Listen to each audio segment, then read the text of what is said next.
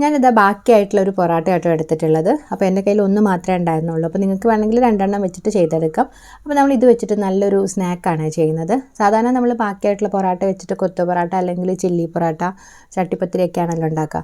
ഇത് അതുപോലെ തന്നെ വളരെ ഈസി ആയിട്ടുള്ളൊരു സ്നാക്കാണ് കേട്ടോ. അപ്പോൾ അതിനായിട്ട് നമ്മളിതാ ആദ്യം ഇത് ചെറിയ ചെറിയ പീസായിട്ടൊന്നിങ്ങനെ മിക്സിയിലേക്ക് ഇട്ട് കൊടുക്കുകയാണ്. എന്നിട്ട് നമ്മൾ ജസ്റ്റ് ഒന്നിങ്ങനെ ക്രഷ് ചെയ്ത് കൊടുക്കുകയാണ് കേട്ടോ. ഒരുപാട് അങ്ങ് ഭയങ്കര പൊടിയാവണ്ട, ചെറുതായിട്ടൊന്നിങ്ങനെ ഇതുപോലെ ഒന്ന് പൊടിച്ചെടുത്തിട്ടുണ്ട്.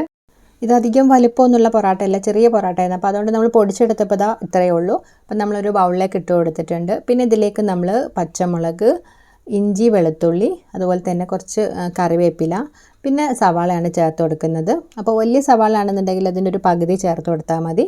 ചെറുതാണെങ്കിൽ അത് ഇതുപോലെ ചെറിയ പീസായിട്ടൊന്നിങ്ങനെ കട്ട് ചെയ്ത് ചേർത്ത് കൊടുക്കാം.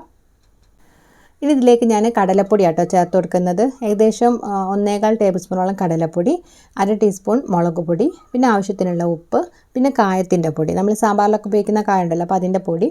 അങ്ങനെ ഇതെല്ലാം കൂടെ ചേർത്തിട്ട് നമ്മൾ നന്നായിട്ടൊന്ന് മിക്സ് ചെയ്ത് കൊടുക്കുക കേട്ടോ. ഒന്ന് കൈകൊണ്ടൊന്ന് ഇങ്ങനെ ഞെരടിയിട്ട് മിക്സ് ചെയ്ത് കൊടുക്കുക. ഇനിയിപ്പോൾ ഞാൻ കുറച്ച് മാത്രം വെള്ളം ചേർത്ത് കൊടുക്കുകയാണ്. ഏകദേശം 1-2 ടേബിൾ സ്പൂൺ വെള്ളം ചേർത്ത് കൊടുത്ത് നന്നായിട്ടൊന്ന് മിക്സ് ചെയ്ത് കൊടുക്കുക. അപ്പോൾ വെള്ളം വേണമെന്നുണ്ടെങ്കിൽ മാത്രം ചേർത്ത് കൊടുക്കുക കേട്ടോ. ഈ ഉള്ളിയും ഇതെല്ലാം കൂടി പൊറോട്ടയൊക്കെ ഒന്ന് ഒട്ടിപ്പിടിച്ചിട്ടൊന്ന് നമുക്കിങ്ങനെ കൈ കൊണ്ട് എടുക്കാൻ പറ്റുന്ന ഒരു പാകത്തിനാവാൻ വേണ്ടിയിട്ട് മാത്രം വെള്ളം ഒഴിച്ച് കൊടുക്കുക. ഇനി നമ്മളിത് ചൂടായിട്ടുള്ള എണ്ണയിലേക്ക് നമ്മൾ പൊക്കവടയൊക്കെ ഇട്ട് കൊടുക്കുന്ന പോലെ കുറേശ്ശെയായിട്ടൊന്നും ഇങ്ങനെ ഇട്ട് കൊടുക്കുക കേട്ടോ. അപ്പോൾ വേണമെങ്കിൽ ഇങ്ങനെ കയ്യിൽ പരത്തിയിട്ടിട്ട് ഉള്ളിവട പോലെ ഇങ്ങനെ ചെയ്ത് കൊടുക്കാം. അപ്പോൾ ഞാൻ കുറേശ്ശെയായിട്ട് ഇങ്ങനെ നുള്ളി ഇട്ട് കൊടുക്കുന്നുണ്ട് കേട്ടോ, പൊക്കവടയൊക്കെ ചെയ്ത് കൊടുക്കുന്ന പോലെ. അപ്പോൾ നിങ്ങൾക്ക് വേണമെങ്കിൽ ഇതിൽ കുറച്ചധികം കടലപ്പൊടിയൊക്കെ ചേർത്തിട്ട് പൊക്കവട പോലെ വേണമെങ്കിലും ചെയ്ത് കൊടുക്കാം. അപ്പോൾ ഞാനിതാ ഈ ഒരു രീതിയിലാണ് ചെയ്തിട്ടുള്ളത്. അപ്പോൾ നമ്മളിതാ ഒരു സൈഡൊന്ന് ഏകദേശം ഒന്നിങ്ങനെ മുരിഞ്ഞ് വരുന്ന സമയത്ത് നമ്മൾ തിരിച്ചു മറിച്ചൊക്കെ ഇട്ട് കൊടുക്കുകയാണ്. അധികം ടൈമൊന്നും എടുക്കില്ല കേട്ടോ, പെട്ടെന്ന് തന്നെ ഞെരിഞ്ഞ് വരും. കാരണം പൊറോട്ട ഓൾറെഡി കുക്കായിട്ടുള്ളതാണ്. ആ സവാളയും പച്ചമുളകൊക്കെ ഒന്നിങ്ങനെ ജസ്റ്റ് ഒന്നിങ്ങനെ എണ്ണയിൽ ഫ്രൈ ആവുന്ന ടൈമേ ഉള്ളൂ. അപ്പോൾ നല്ലൊരു കളറൊക്കെ ആയിട്ട് വന്നിട്ടുണ്ട്. അപ്പോൾ നമ്മളിത് എണ്ണയിൽ നിന്ന് മാറ്റുകയാണ്.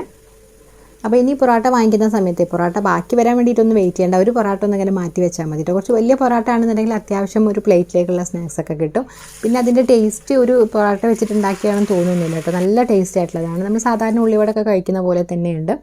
അപ്പോൾ നമ്മളിന്ന് ബാക്കി വന്നിട്ടുള്ള പൊറോട്ട വെച്ച് ട്രൈ ചെയ്തിട്ടുള്ള ഒരു കുട്ടി റെസിപ്പി നിങ്ങൾക്ക് എല്ലാവർക്കും ഇഷ്ടമായിട്ടുണ്ടാവുമെന്ന് വിചാരിക്കുന്നു. അപ്പോൾ നിങ്ങൾ ബാക്കി വന്നിട്ടുള്ള പൊറോട്ട വെച്ചിട്ട് എന്ത് റെസിപ്പിയാണ് ട്രൈ ചെയ്യാറുള്ളതെന്ന് കമൻറ്റ് ചെയ്യണം കേട്ടോ. പുതിയ റെസിപ്പിയൊക്കെ ആണെങ്കിൽ എനിക്കൊന്ന് ട്രൈ ചെയ്ത് നോക്കുകയും ചെയ്യാം.